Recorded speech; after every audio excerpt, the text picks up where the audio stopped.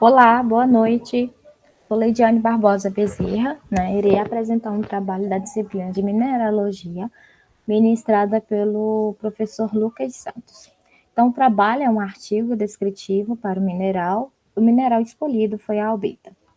A albita ou albite, né, dependendo do tipo de português, se for brasileiro é albita e se for europeu é albite. Então, ele é um mineral que foi nomeado por esses dois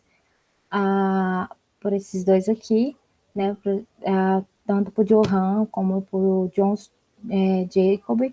Ela foi descrita pela primeira vez em 1815, né, o seu nome. Lá na Suécia, né, em 1815, lá na Suécia, o seu nome vem do latim, né, albus, e quer dizer branco, né? Mas isso não impossibilita de que a albita pode ser encontrada de outras formas também, né? De outras cores, né? Mas a sua predominância é encontrada branca, né? Sua coloração. Mas ela pode ser encontrada no branco a cinza, azulado, esverdeado, avermelhado e até mesmo translúcida. A sua fórmula química é esta daqui, que está sendo grifada, né, destacada aqui. Há uma coisinha que eu esqueci de dizer, é que as partes que estão sendo destacadas, né, em amarelo, são as partes referentes ao artigo que foi encontrado na Wikipédia. Então, diz também que os lugares, né, de depósito da albita é o Monte Branco, na Suíça, o Tirol, no Tirol austríaco, e também em toda a norte da Itália. Uma espécie de albita que é muito conhecida é a pedra da lua, né? Só que ela foi lapidada e polida e tudo mais. Então, aqui eu trago a classificação desse mineral, né, da albita. Então, a classificação dela, sua fórmula química. Então, ela é um silicato de alumínio e sódio, né, como podemos observar na sua estrutura, na sua fórmula química. Ela é da classe dos silicatos, do subclasse tectosilicatos e dos feldespatos do grupo, né? E a albita, ela pertence à família dos feldespatos plagioclássicos, né? E ela é o mais comum do seu grupo. No entanto, há uma necessidade muito grande de diferenciá-los, porque ela, por mais que ela seja a mais comum, ela não é a única. Então, desta forma, precisamos diferenciá-las das demais. Então, isso, né, esse método de diferenciação que será apresentado é devido quando há uma impossibilidade de análise química ou medições ópticas, e então essa diferenciação é através das fratações no índice de refração e densidade. Então, a albita, ela é um extremo sódico, né, da série Plagioclasses, ou seja, ela é rica em sódio, né, e veremos mais para frente que terá também mineral que é rico em cálcio, né, que é da mesma família, que é o extremo anortita, né, que ela possui um extremo cálcico. Então, que pertence à mesma família, só que com fórmulas diferentes, propriedades diferentes e tudo mais. Então, essa série ela pode ser entendida, né, como os feldspars, né, são aqueles que sofrem variações em sua composição química, como a albita, né, aqui a albita, né, quando ela pura, né, ela pode ter uma variação com uma anortita, né, que é a composição aqui muda em relação ao cálcio, né, aqui é o cálcio e aqui é o sódio.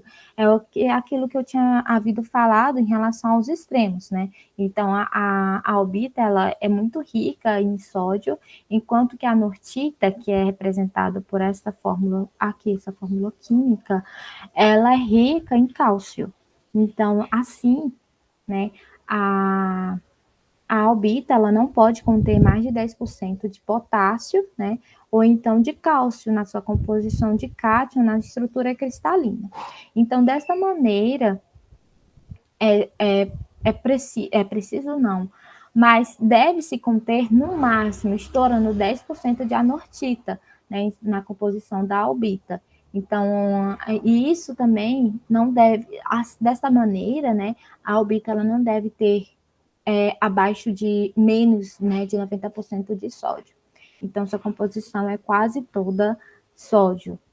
Então, ela pura, né, quando ela, a sua composição química, quando pura, é a que foi representada anteriormente, e quase sempre também a albita, ela exibe, né, máculas, geralmente sobre a forma de estrias na face do cristal.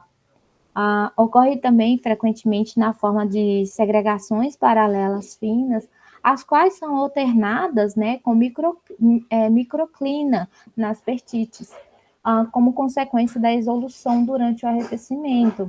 Então, essa ocorre em massas graníticas e pegmáticas, e por vezes em filões hidrotermais, desculpa. Então, esse mineral, né? Então, ele é o último do seu grupo, né? A se cristalizar, né? Na rocha derretida. Isso é interessante porque torna a albita um mineral único e precioso e raro ao mesmo tempo. Porque ela, né? O processo de cristalização, ele tem por finalidade, ele vai separar os outros minerais, e pelo fato da albita ser um mineral que vai ser o último a se cristalizar, então ela vai ser, então, né, esse elemento será bem raro, né, ao final do estágio do processo de cristalização.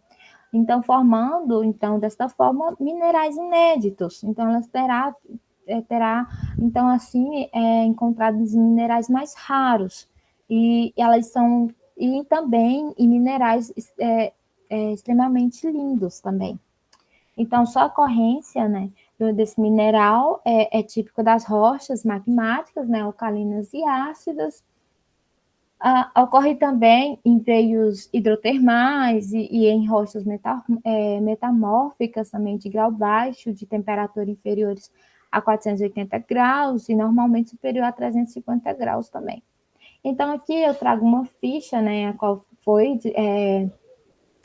disponibilizada no Wikipédia, né, uma forma bem geral também de dizer um pouco mais sobre a albita. Essa aqui é a albita, né?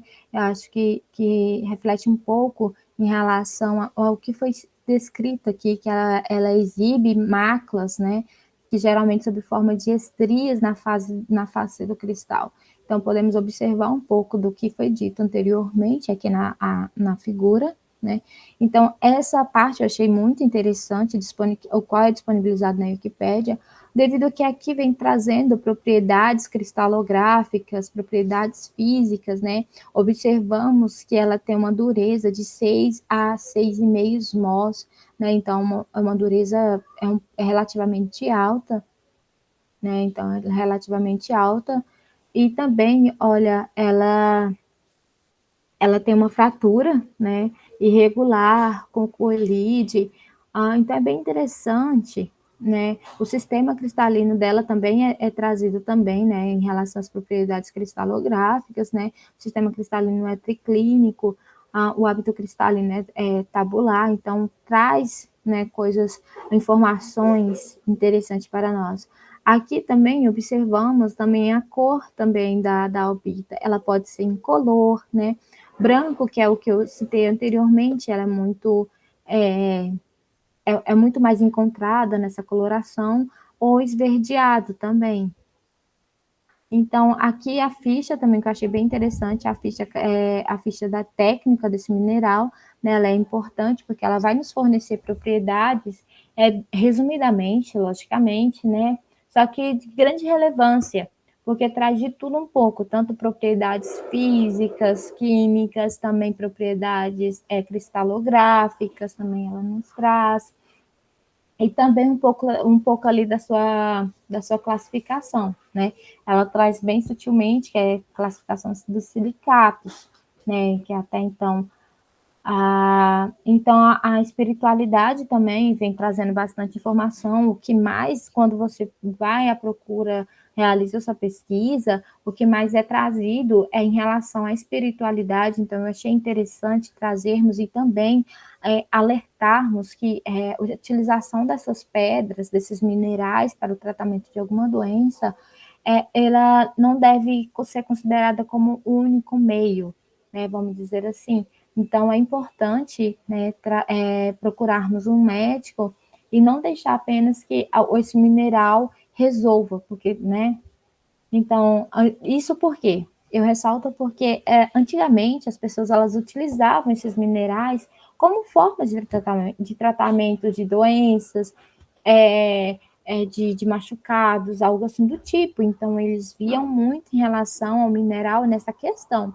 Então, até nos dias de hoje, é muito empregada também. Os minerais, não só a albita, mas os minerais de forma geral, eles são empregados também em relação à espiritualidade, também. Então, as pessoas, elas acreditavam que de alguma forma esses minerais, né, eles seriam benéficos tanto na área da saúde, tanto do corpo, né, como também a espiritual também.